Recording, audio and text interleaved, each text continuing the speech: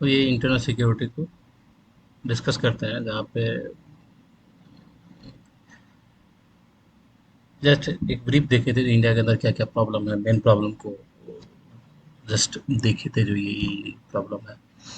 तो इस सब में सबसे पहले बड़ा प्रॉब्लम जो है, मैं जैसे कि आज ही पढ़ रहा था, एक न्यूज़ पेपर में देखी थी, पंजाब के अंदर ये ट्रांस बॉर्डर ड्रग्स का कितना ज़्यादा बढ़ गया है, कितना ज़्यादा पंजाब पाकिस्तान के थ्रू ड्रग्स पंजाब में आने लगे हैं।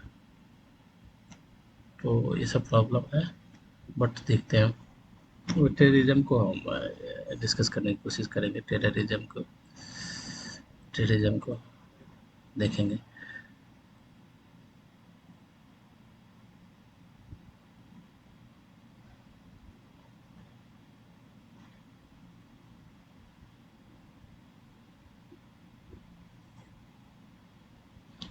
चलिए, ये अपन के देश का, ये क्या, ये मैप हो गया। क्या हो रहा है ये?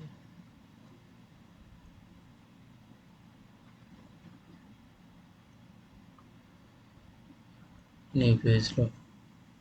हाँ, टेररिज्म को देखेंगे। टेररिज्म, या इसको हिंदी में क्या बोलते हैं, आतंकवाद। आतंकवाद, देखो पहले इस वर्ड को यदि हम डिफाइन करें, तो दो वर्ड, क्या है, आतंक है, वाद है। मतलब क्या, जो ये इस तरह का वे को अपनाता है, उसमें सबसे पहले क्या होता है, तो उसका कुछ ना कुछ डिमांड होता है, कुछ एक्सपेक्टेशन होता है, कुछ डिमांड होता है, और वो चाहता है वो सप्लाई, जो उसका डिमांड है वो उसको मिले, सप्लाई मिले। ठीक, यहाँ पे सप्लाई, अब ये देखो, ये डिमांड उसका क्या कह सकते हैं, रेलेवेंट होगा या इरेलेवेंट होगा, प्रासंगिक अप्रासंगिक होगा, या फिर मान लो जेन्यून होगा, पॉलिटिकल होगा, सोशल होगा, कल्चरल होगा, रिलीजियस होगा, किसी भी तरह का ये डिमांड होगा। ठीक, किसी भी तरह का डिमांड होगा। डिमांड ये किससे चाहेगा, कौन सप्लाई करे, वो मांगेगा स्टेट से, स्टेट से मांगेगा। ठीक, अब देखो ये डिमांड और सप्लाई, अब डिपेंड करता है, कि इस डिमांड एंड सप्लाई में डिपेंड करता है कि मतलब उसका डिमांड किस तरह का है। ठीक, अब वो डिमांड के अकॉर्डिंग वो डिसाइड होगा, वो इंसर्जेंसी है या टेररिज्म है, क्या है। अब मान लो कोई ये डिमांड करे कि जो मुझे ये ये पार्ट, इंडिया का ये पार्ट मुझे, इसको ये दे दो मुझे, आप पंजाब मान के चलो, ये मुझे दे दो सेल्फ। तो वो डिपेंड करता है स्टेट के रिस्पेक्ट में, जो स्टेट से किस तरह का डिमांड कर रहा है।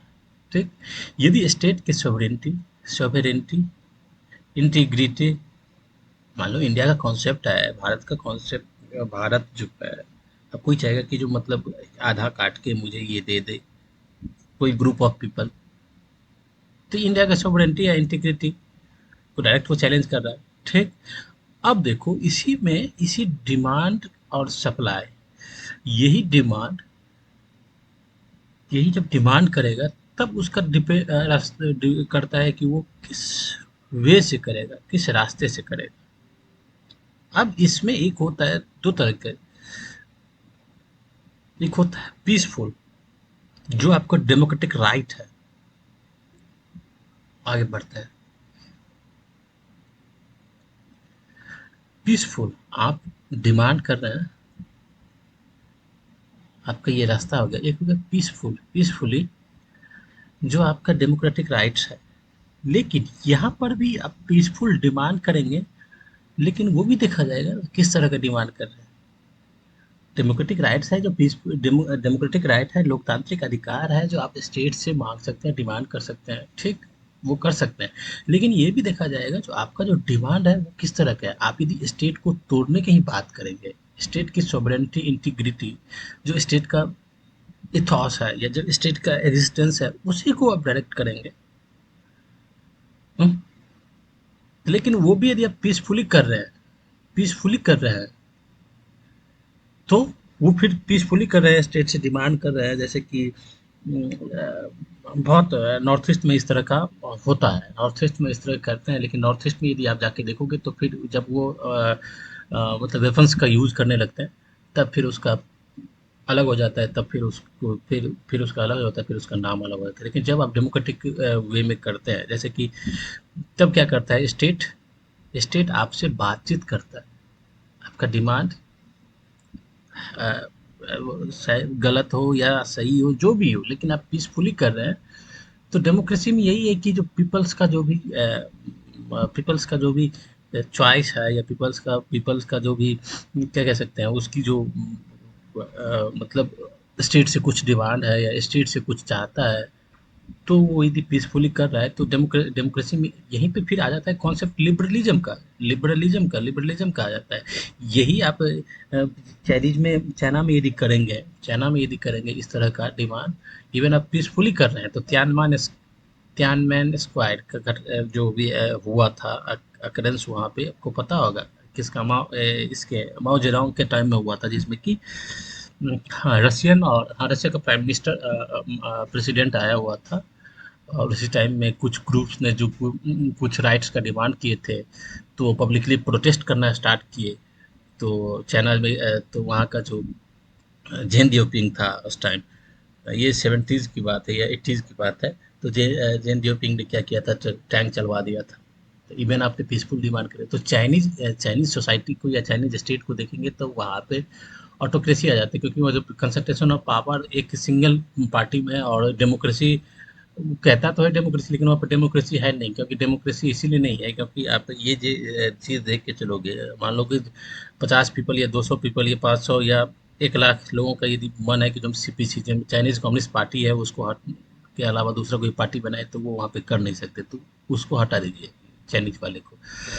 तो हाँ, तो यदि आप यदि पीसफुली डिमांड कर रहे हैं, तो क्या करेगा स्टेट, आपसे बैठेगा, बातचीत करेगा। जैसे कि देखो, आप एक टाइम में देखे होंगे जो इसका ये गोरखालैंड का डिमांड आ रहा था, या इधर आ जाओ, पश्चिम बंगाल में दार्जिलिंग चाहिए, बोडोलैंड, असम में इस तरह का है, या नॉर्थ ईस्ट में इस तरह का डिमांड आता रहता है। स्टेट से वो चाहता है जो कि भाई मुझे ये चाहिए, मुझे वो चाहिए, मुझे ये दे दो, थोड़ी सी मुझे क्या लिबर्टी दो, हमारे जो भी राइट्स हैं इसमें स्टेट का इंटरफेरेंस कम हो, हम खुद करें, हमारा कम्युनिटी राइट्स है, हमारा जो भी ट्रेडिशनल राइट्स है, जो हमारा कस्टमरी राइट्स है, या जो हमारा कल्चरल यूनिकनेस है, इस सब में स्टेट का इंटरफेरेंस नहीं हो, वो उसको मैनेज करने का, या जो लोकल जो रिसोर्सेज है उसको मैनेज करने का राइट्स हम कम्युनिटी वाले को दे दो। तो इस तरह का चीज़ वहाँ पे करते हैं। तो फिर क्या करता है, क्या क्या होता है कि बातचीत होता है। और अभी भी आप देखे होंगे जो 2014 के बाद से ये नॉर्थ ईस्ट के अंदर बहुत सारे इस तरह के जो डिमांड करते, इस तरह के जो इंसर्जेंट ग्रुप थे, जैसे national socialist council of Nagaland, इस तरह के जितने भी ग्रुप थे नॉर्थ ईस्ट के अंदर, तो गवर्नमेंट ने उससे बातचीत किया और बहुत हद तक वहाँ पे पीस कायम हुआ। ठीक, तो वो अलग चीज़ है। लेकिन अब यदि हम इस डिमांड सप्लाई को जम्मू एंड कश्मीर के बारे जे एंड के रिस्पेक्ट में देखें, तो वहाँ पे डिमांड दो तरह के हैं। एक है कि जो ये जम्मू एंड कश्मीर है उसको आज़ाद, और एक है कि हम पाक में मिलाएंगे। दो तरह का डिमांड है। ठीक, अब देखो, अब जेकेएलएफ के नाम सुनेंगे, जम्मू कश्मीर लिबरेशन फ्रंट, ये आई थिंक ये 60s में बना था। ठीक, यासीन मलिक, हाँ, यासीन मलिक ही इसका फाउंडर नहीं कह सकते हैं, तो यासीन मलिक इसमें था, जो कि अभी बंद है, तिहाड़ जेल में है। तो ये 90s तक मान के चलो 90s तक ये क्या था, ये किसके थ्रू, आर्म्स के थ्रू, इसका जो डिमांड था स्टेट से, ये आर्म्स के थ्रू, मतलब हथियार के थ्रू वो चाहता था, तो स्टेट हमको ये चीज़ दे दे। लेकिन 90s में जाके जब उसने हथियार छोड़ के फिर पीसफुली आया, तो उसको सेपरेटिस्ट ग्रुप में इंक्लूड किया, सेपरेटिस्ट ग्रुप में इंक्लूड किया, लेकिन उसको टेररिज्म या इस तरह का उस, इवन वो इनडायरेक्टली इन्वॉल्व हो, जो भी हो उसका, या जम्मू कश्मीर में बहुत सारे ऐसे सेपरेटिस्ट ग्रुप है जो कि इन्वॉल्व होते हैं, हवाला में होते हैं, फेक करेंसी में होते हैं, जो फंडिंग वंडिंग जो फाइनेंसिंग का जो होता है वो करते हैं, हो। लेकिन ऐसा, हाँ, डायरेक्ट उसके साथ एक्शन, या वो पब्लिकली घूम सकता है, उसको डायरेक्ट एक्शन नहीं ले सकते, ठीक। डायरेक्ट एक्शन किस सेंस में, कि मान लो कि बाहर घूमे, जैसे टेररिस्ट कोई AK-46 लेके आ रहा है, तो डायरेक्ट दिखेगा तो ठोक दिया जाएगा। लेकिन इस तरह का नहीं, क्योंकि उसने वेपन्स छोड़ के फिर आ गया था। तो अब इसको इसीलिए इतना डिटेल्स में देख रहा है। अब देखो, ये दो दो तरह का डिमांड था, या तो मुझे फिर आज़ाद कर दो, हम सेपरेट रहेंगे एक, और दूसरा, तो हम पाकिस्तान में मिलेंगे, ठीक। अब इस डिमांड को फुलफिल करने के लिए, इस डिमांड को फुलफिल करने के लिए जो जम्मू एंड कश्मीर में जो कुछ ग्रुप थे, जो कुछ ग्रुप थे, उसको, यहाँ से अब स्टार्ट होता है पाक का इन्वॉल्वमेंट। 70s में जब पाकिस्तान जब हारा था 1971 में, जब उसको बांग्लादेश का, या 70s को आप छोड़ो, 70s क्या, 1947 के बाद से ही देखो, 47 से ही आपके यदि जम्मू एंड कश्मीर का हिस्ट्री देखोगे तो राजा हरी सिंह थे। हरी सिंह ने मतलब वो इंस्ट्रूमेंट ऑफ टैक्सेशन पे जो विलय पत्र थे उस पे तुरंत साइन करने के लिए तैयार नहीं थे उस टाइम। फिर धीरे धीरे बातचीत होते होते हुए फिर साइन करने के लिए तैयार हुए। जब क्या किया था पाकिस्तान ने, क्या किया था कि मतलब अपना आर्मी नहीं कह सकते हैं, जो वो उसका जो भी ट्राइबल्स थे, उस ट्राइबल को वेपन्स वेपन दे के और भेज दिए थे इधर इंडिया में। जो आप पाक ऑक्यूपाइड कश्मीर देखते हो, ये देखो जम्मू एंड कश्मीर का हम लोग मैप ये बनाते हैं ना, ऐसे करके ये बनाते हैं। लेकिन आप एक LOC का देखे होंगे, लाइन ऑफ कंट्रोल, लेकिन ये जो है ना, हमारे कब्जे में अभी हमारे कब्जे में अभी यही है। आप ये देख लो, ये आ जाता है, POK आ जाता है, POK आ जाता है, फिर ये गिलगित वाला रीजन आ जाता है, वो नॉर्थन गिलगित गिलगित वाला रीजन आ जाता है, फिर इधर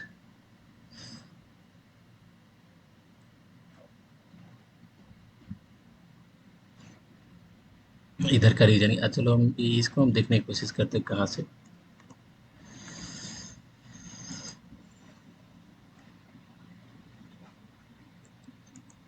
इसमें देखते हैं।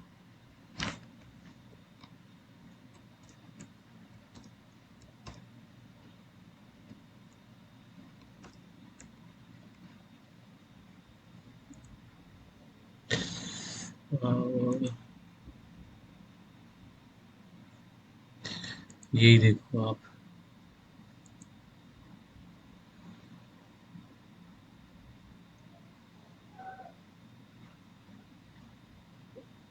ये देख लो, ठीक। तो इसमें आप ये देखोगे, आप ये ये POK का रीजन हो गया, क्योंकि बाल्टिस्तान हो गया, ये आ जाता है सियाचिन हो गया।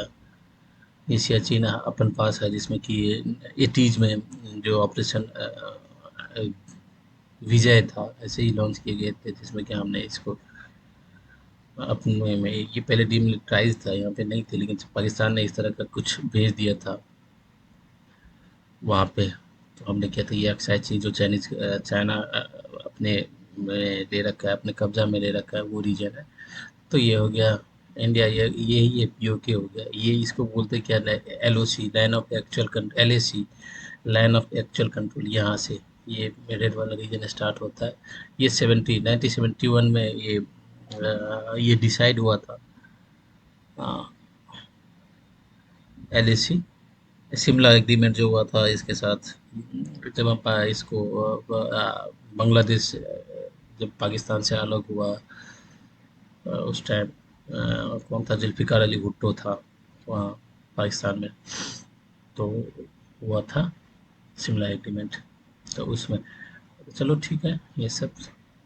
तो ये एलएसी डिसाइड हुआ था, लाइन ऑफ एक्चुअल कंट्रोल हो गया, जैसे इधर का ये हो गया, पाकिस्तान पीओके है जो आज़ाद, इसका नाम ये आज़ाद कश्मीर दे रखा है, ये गिलगित बाल्टिस्तान बाल्टिस्तान हो गया पीओके, पाकिस्तान की वेट कश्मीर, एशिया चीनी अक्साई चीन, ठीक। अब हम आते हैं। अब देखो, तो जब ये 47 में ही जब ये हो गया था, तो उसी टाइम से पाकिस्तान का ये, जो आप 70s में ही देखो, तो उसी टाइम से ये उसका ये था कि भाई ये जम्मू एंड कश्मीर में आप देखोगे तो वहाँ का जो कश्मीर है वो क्या, मुस्लिम मुस्लिम मेजोरिटी है। मुस्लिम मेजोरिटी है, 90% ये कश्मीर वैली जिसको बोलते हैं, उसमें 90% उसका पॉपुलेशन था। उसका ये था कि भाई ये इसके पे हमारे होना चाहिए, क्योंकि 90% मुस्लिम है तो पाकिस्तान का पार्ट होना चाहिए। लेकिन जो यहाँ के जो राजा थे वो कौन थे, राजा हरी सिंह, हरी सिंह, इन्होंने इंस्ट्रूमेंटल एक्सेशन पे फिर जब पाकिस्तान ने भेज दिया था, यहाँ पे भेज दिया था वो ट्राइबल्स को, हथियार देके, हथियार देके भेज दिया था।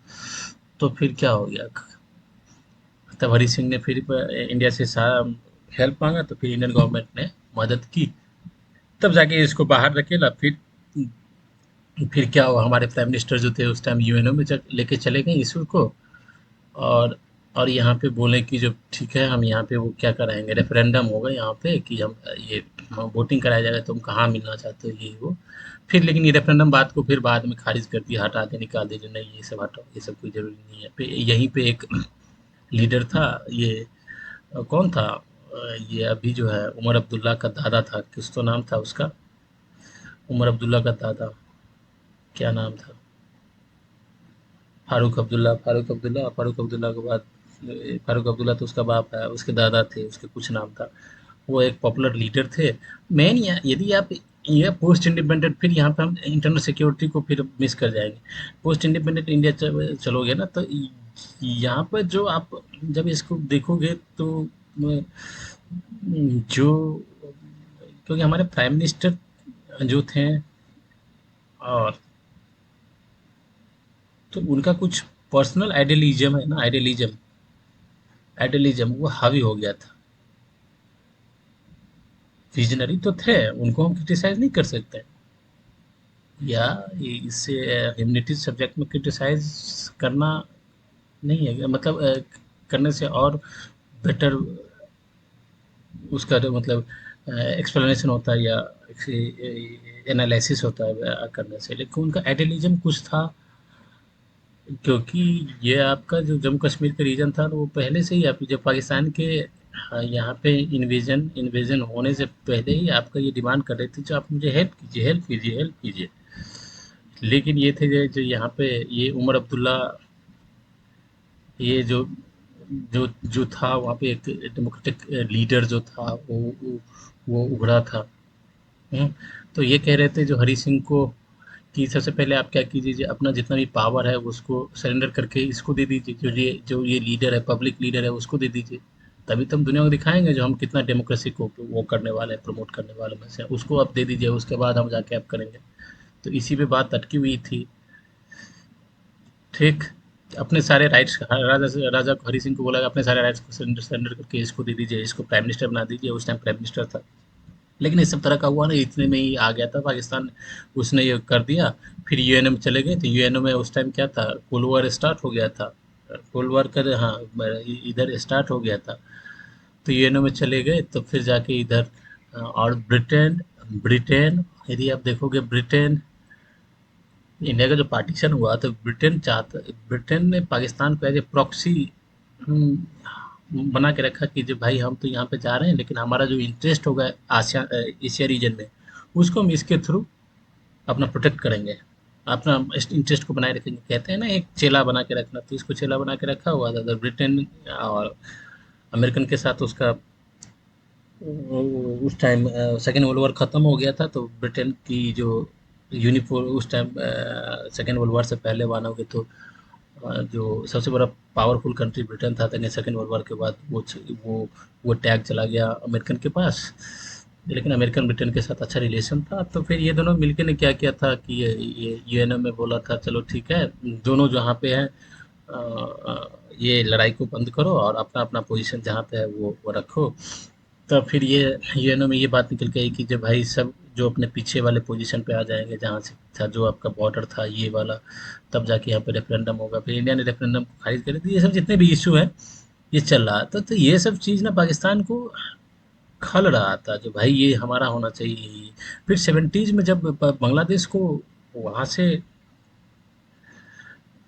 बांग्लादेश को जब जब ये छूटा, बांग्लादेश इसके हाथ से निकला, तभी एक सेवेंटीज में ही जब ये जुल्फ़िकार अली भुट्टो था, जिया उल हक उसके बाद आया था, जुल्फ़िकार अली भुट्टो के बाद से आया था बेनज़ीर का। जुल्फ़िकार अली भुट्टो को ही ऐसा था जिसको कि मतलब पब्लिकली उसको हैंग किया गया था। किसके थ्रू? जब मिलिट्री कू हो गया था, किसके जिया उल हक था उस से जब ये जुल्फ़िकार हटा के फिर जिया उल हक ने उसको किया था, मिलिट्री कू किया था। तो उसी टाइम एक नया कॉन्सेप्ट आया था इंडिया की, भारत के रिस्पेक्ट में, क्या जो bleed India with by thousand cut, bleed India with thousand cut. और दूसरा आया था कि हम घास खाएंगे लेकिन हम एटॉमिक वेपन्स बनाएंगे। ये दो चीज़ पाकिस्तान में आया था, और पाकिस्तान में आ गया। तो फिर तो पाकिस्तान में यदि देखोगे तो तीन पावर सेंटर है। पावर सेंटर आप देखोगे तो तीन पावर सेंटर है। एक है कौन? एक आईएसआई हो गया, दूसरा पावर सेंटर है उसका आर्मी, और तीसरा पावर सेंटर उसके हो जाते हैं उलेमा, जो रिलीजियस जो रिलीजियस प्रीचर होते हैं, जो जो ये उलेमा क्या होता है? ये धार्मिक गुरु जो कहते हैं, धार्मिक गुरु ये।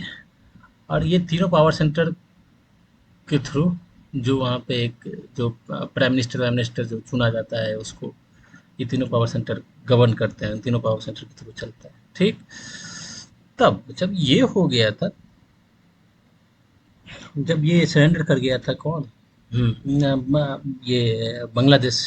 बांग्लादेश अ, स्वतंत्र हो गया, उसको फ्रीडम मिल गया था बांग्लादेश। तब और सेवेंटीज में जब हार गया पाकिस्तान, 65 में भी हारा था, 1965 में भी हारा था। 65 में यदि अब देखो कि जो लाल बहादुर शास्त्री उस टाइम के प्राइम मिनिस्टर थे, और पाकिस्तान ने कर दिया था कि वो देखा था कि जो भाई 62 में इंडिया चाइना से हारा ही है, उसकी हालत अभी खराब है। और उस टाइम हमारे देश की थोड़ी इकॉनमी भी, तो उस टाइम हमारे देश में ग्रीन रेवोल्यूशन नहीं आया था, ग्रीन रेवोल्यूशन नहीं आया था, फूड क्राइसिस इस सब तरह का प्रॉब्लम था। तो और लेकिन पाकिस्तान क्या था? पाकिस्तान को फुल्ली सपोर्ट मिल रहा था, किसके थ्रू? यही है, कोल्ड वॉर में, कोल्ड वॉर के टाइम में किसके थ्रू? अमेरिकन और ब्रिटिश के थ्रू। अमेरिकन ब्रिटिश के थ्रू इसको फुल्ली सपोर्ट मिल रहा था। सपोर्ट में क्या? इसको पैसा भी मिल रहा था और आर्म्स भी मिल रहे थे। ठीक। और चाइनीज भी पाकिस्तान के था। तो ये सब मिला के एक उस टाइम एक ब्लॉक के तरह थे, ब्लॉक बने हुए थे। सेवेंटीज में आप यदि देखोगे, सेवेंटीज में देखोगे तो जब अमेरिकन, सेवेंटीज के बाद से जब अमेरिकन इन्वेस्टमेंट, चाइनीज इकोनॉमी कैसे इतनी बड़ी हो गई, चाइनीज इकोनॉमी, तो अमेरिकन ने दिल खोल के इन्वेस्टमेंट किया उसमें। तो अमेरिकन को उस टाइम ये नहीं लग रहा था कि जो भाई यहाँ पे जो लिबरल थॉट होना चाहिए या डेमोक्रेसी होनी चाहिए, इस सब तरह की बात। तो उसने माओ जेडोंग था वहाँ पे, तो उसने बोला कि चलो ठीक है, हम भाई हम ये डेमोक्रेसी वाली बात जो आप कह रहे हो ना, जो हम लोकतंत्र ये सब हम नहीं लाएंगे। बाकी जो फ्री कैपिटल है, फ्री कैपिटल है या मार्केट इकोनॉमी है, उस चीज़ को हम बढ़ाएंगे। है क्या? चाइना है कम्युनिस्ट कंट्री, लेकिन आप उसके इकोनॉमिक मॉडल देखोगे तो बहुत हद तक वो कैपिटलिस्ट मॉडल पे काम करता है। और कैपिटलिस्ट मॉडल पे काम करता है, तो ये नहीं कह सकते कि जो कैपिटलिस्ट क्लास है ना चाइनीज में, चाइना में, तो कैपिटलिस्ट क्लास को छूट है, उसको बहुत बहुत फ्री मतलब मिला हुआ है, जो आप प्रोडक्शन करे मार्केट के अकॉर्डिंग करे। लेकिन फिर कैपिटलिस्ट क्लास जब स्टेट को इंटरेस्ट के अगेंस्ट कुछ होने लगेगा, ये मान लो कि स्टेट की इकोनॉमिक मतलब नीचे जा रही है, तब फिर स्टेट पूरा इंटरवेंशन करेगा, और फिर उस टाइम कोई जुडिशरी, कोई जज वज ये सब काम नहीं करता है। तो फ्री कैपिटल है वहाँ पे, ये है। तो अमेरिकन ने खूब दिल खोल के उस टाइम उसमें इन्वेस्टमेंट ये सब किया था। तो यहाँ पे पाकिस्तान जो था ना, वो 65 में भी किया था, 70s में जब, लेकिन 65 में भी हारा और 71 में भी हारा।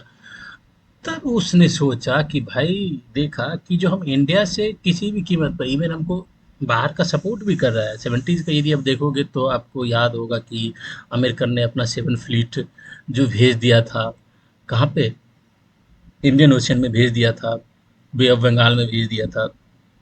उसका क्या था, एयरक्राफ्ट कैरियर था। तभी जाके 70 में रसिया के साथ फिर मेरा रिलेशन, हम लोगों का रिलेशन, मतलब इंडिया का रिलेशन बेटर हुआ। फिर रसिया ने इस चीज़ को, रसिया ने भी अपना एयरक्राफ्ट कैरियर भेज दिया था। तभी 70s में ही हम रसिया के साथ 20 ईयर का फ्रेंडशिप पैक्ट किए थे, 20 साल का। फिर रसिया के साथ हमारा रिलेशन वहाँ से अच्छा होना मतलब पहले था ही, क्योंकि रसिया का आप यदि देखोगे, पहले स्टालिन का टाइम है, स्टालिन के बाद ये निकिता निकिता क्रुश्चेव आता है, स्टालिन का हटाने के बाद से निकिता क्रुश्चेव आता है। तो उस टाइम मतलब स्टालिन के टाइम तक हम लोग अच्छा रिलेशन नहीं था, स्टालिन के टाइम तक। स्टालिन के निकिता स्टालिन के बाद आई थिंक निकिता क्रुश्चेव ही आता है। और निकिता क्रुश्चेव के बाद उसके उस टाइम से थोड़ा सा बिल्डअप होना स्टार्ट हो गया था हमारा अच्छा, मतलब चाइनीज के साथ। क्योंकि जो क्योंकि चाइनीज इकोनॉमिक थी रशियन के साथ, नॉट चाइनीज, रशियन के साथ। तो रशियन के साथ अच्छा होना लगा था, क्योंकि रशियन की यदि इकोनॉमी देखोगे तो उसका भी एक स्टेट, वो 5 ईयर प्लान जो है वो रशियन से ही उठा के तो हम लाए थे। तो हमारी भी economy model mixed economic model था। रशियन का मॉडल था तो वो सोशलिस्ट मॉडल कह सकते हैं, जिसमें स्टेट पूरा कंट्रोल करता है पूरा। उसका इकोनॉमिक मॉडल तो बहुत हद तक हमारा उसका थोड़ा सा था। और हमारे जो उस टाइम यदि आप देखोगे 47 के बाद से जो हमारे जो लीडर थे, जो देश को रूल कर, मतलब देश में रूलिंग क्लास थे, तो चाहे नेहरू देखो या पंडित नेहरू थे, ये सब इनका जो पर्सनल आइडियोलॉजी भी था, तो वो सोशलिस्ट आइडियोलॉजी के थे, बहुत सोशलिस्ट, बहुत ज़्यादा सोशलिस्ट आइडियोलॉजी के थे। और कैपिटलिज्म इन लोगों में था नहीं। तो और रशिया का भी सोशलिस्ट था, तो हम बहुत हद तक इसके नज़दीक होते थे। लेकिन यहाँ पे स्टालिन का टाइम था, तो स्टालिन जो था वो, तो रशियन की जो थे, तो वो मार्क्स मार्क्स को, मतलब रशिया क्यों था, मार्क्सिज्म पे ही था ना। जो लेनिन ने जो वहाँ पे वो रिवॉल्यूशन लाया था, फिर रिवॉल्यूशन आया था जिसमें क्या क्या आया था, मतलब क्लास स्ट्रगल की बात की थी, जिसमें कि जो गरीब कमजोर वर्ग होते हैं उनका राज होना चाहिए, इस तरह का हुआ था। लेकिन जब स्टालिन का टाइम आते आते क्या हो गया था, वो गरीब कमजोर वर्ग के जो क्या होना चाहिए, राज होना चाहिए, मतलब गरीब कमजोर वर्गों का स्टेट पे कंट्रोल होना चाहिए, उसी होना चाहिए, वो चीज़ हट के स्टालिन ने मतलब पूरे पावर को कंसंट्रेशन वन हैंड में कर लिए थे, एक हाथ में कर लिया गया था। तो बहुत ज़्यादा मतलब जो कमज़ोर वर्ग थे, तो उसका जो मार्क्सिज्म का मेन कॉन्सेप्ट था उसको हटा दिया था, ऑटोक्रेसी फुल्ली आ गया था। तो उस टाइम हमारा स्टालिन के साथ नहीं था। तो फिर आके निकता क्रुश्चेव के बाद हुआ था। तो फिर 70s में आके देखेंगे जब ये बांग्लादेश के साथ हुआ तब तो फिर हमने रशियन के साथ हमारा अच्छा रिलेशन स्टार्ट हो गया था। ठीक। तो ये थोड़ा सा ये कोल्ड वार का फिर देना पड़ता है, कोल्ड वार का भी एक बैकग्राउंड समझ में रहता है, तो ठीक है। तब 70s में जब हारने के बाद और 65 में हारने के बाद, तो फिर अमेरिका, ये पाकिस्तान ने यही सोचा कि भाई हम डायरेक्ट इंडिया से नहीं ले सकते हैं, पंगा नहीं ले सकते हैं। तब उन्होंने स्टार्ट किया था non state actor. Non state actor, अब यहाँ से स्टार्ट होता है नॉन स्टेट एक्टर का काम। कि मतलब डायरेक्ट उसका मिलिट्री नहीं हो, मतलब मिलिट्री टू मिलिट्री नहीं होगा फाइट। वो क्या करेंगे, प्रॉक्सी बनाएंगे। तब उसके बाद से उसने इंडिया में स्टार्ट कर दिया नॉन स्टेट एक्टर। अब देखो नॉन स्टेट एक्टर्स करता क्या है। अब यहाँ पे देखो नॉन स्टेट एक्टर्स, तो हमने आपको ये बताए थे कि पाकिस्तान में पावर कंट्रोल है, जो कौन कौन करता है, 3 बताए थे, आईएसआई, आर्मी, और जो उसका है क्लर्जिक वर्क क्लास कह सकते हैं, जो उलेमा है, वो करता है। तब इसको, इस नॉन स्टेट एक्टर्स को फाइनेंस और आर्म्स, ये आईएसआई आर्मी, जो लॉजिस्टिकल सपोर्ट है आर्मी, ये दोनों देने लगा। ठीक। आईएसआई आर्मी एक ही है, मान के चलो। कभी ये आईएसआई क्या है, उसका इंटेलिजेंस ग्रुप है, तो ये देने लगा। अब नॉन स्टेट एक्टर्स जो थे, उसने क्या किया, यहाँ से स्टार्ट होता है रेडिकलिज्म। रेडिकलिज्म रेडिकलिज्म फंडामेंटलिज्म,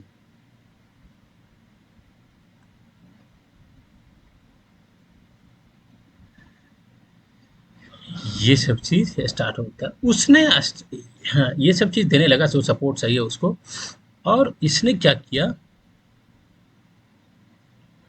जो ये ग्रुप है, ये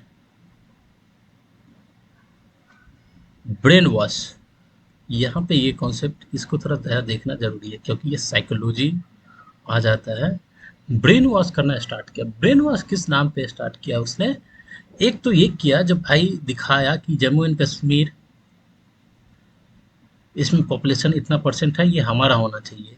तो जो जो जो वहाँ के पब्लिक पब्लिक था, और इंडिया के खिलाफ हैटर, मतलब जो नफरत होता है ना, हैटर, वो फैलाना स्टार्ट किए। एक तो ये दिखा ये होना चाहिए। ठीक। उसके बाद उसने दूसरा चीज क्या स्टार्ट किया, रिलीजन का रिलीजन का सहारा लेने लगा यहाँ से।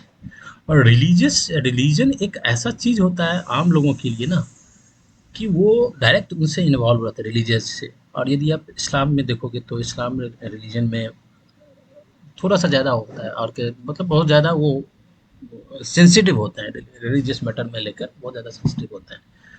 ठीक। वो स्टार्ट किया, और वो ये दिखाने लगा कि जो यहाँ से कॉन्सेप्ट लेके आया जिहाद। जिहाद का जिहाद जिहाद मतलब एक धर्म युद्ध होता है। धर्म युद्ध का कॉन्सेप्ट, कि भाई तुम, यदि तुम ये लड़ाई करोगे भाई इंडिया के साथ, जो हम जिस लड़ाई के रास्ते हम तुमको ले जा रहे हैं, तो ये धर्म युद्ध है, क्योंकि ये तुम्हारा धर्म है, धर्म युद्ध होगा। ये ये चीज़ उसको प्रूव करने के स्टार्ट कर दिए। जिहाद का कॉन्सेप्ट लाए। मतलब जिहाद का कॉन्सेप्ट, जिहाद तो था ही, लेकिन उसको बताना स्टार्ट किए लोगों को।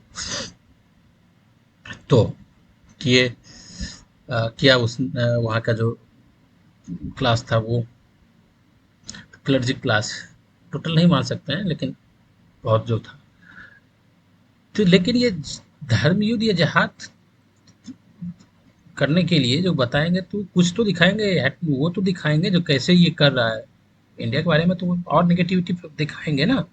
तो वो यहाँ से स्टार्ट किए थे। फिर जो जम्मू कश्मीर कैसे हमसे छीन लिया, इंडिया के अंदर जो मुस्लिम है, वो उसका बहुत ही मिजरी कंडीशन है, तुमसे ये छीन लिया तुम्हारा देश, मतलब वो करने लगा। और उसके साथ साथ बोलने बोलने लगा जो ये, फिर बोला कि इस्लाम खतरे में है, ये तुमको इसके लिए करना पड़ेगा, मतलब युद्ध करना पड़ेगा। तुम ये करोगे तो तुम ऊपर में जो जाओगे, जन्नत जाओगे।